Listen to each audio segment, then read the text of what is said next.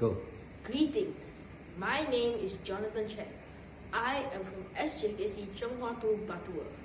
The title of my story today is The Lazy Girl and the Diligent Girl. There once lived a girl, Anna, with her father, stepmother, and stepsister. Betty, her stepsister, was lazy and greedy, and her stepmother was mean to her and was constantly giving her a hard time. The father soon fell sick, forcing Anna to head out in search for a job. Along the journey, Anna met strangers, all that needed her help. She gladly lent a hand and helped them and continued on her journey till she reached the house of the fairies. She knocked on the door and asked if they had a job to offer.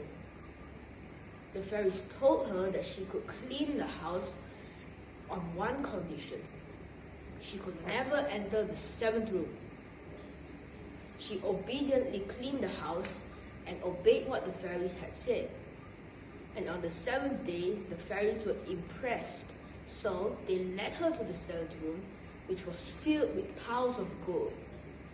They told Anna that she could take as much gold as she wanted as a reward. Anna went back home feeling very happy. Suddenly, she felt a little bit hungry, so she sat down. Suddenly, she saw the strangers from earlier bringing food for her.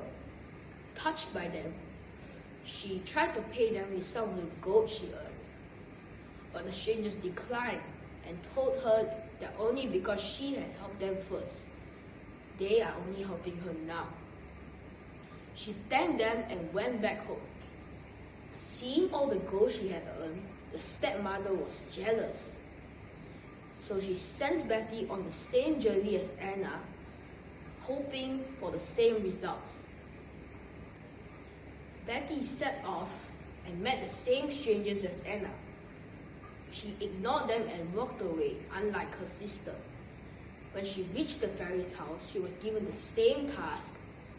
However, she did not listen. She sneaked into the 7th room, expecting to find piles of gold, but instead found a gigantic hive of bees. She was stung all over and barely managed to escape. When she managed to escape, she felt very tired and hungry. Suddenly, she saw the strangers from earlier walking by holding lots and lots of food and water. She begged them for some, but they ignored her and walked away just as she had did. So she went back home hungry and in a bad state. The mother was furious at her for coming back empty-handed and falsely accused Anna for stealing. The father heard the commotion and kicked the stepmother and Betty out of the house.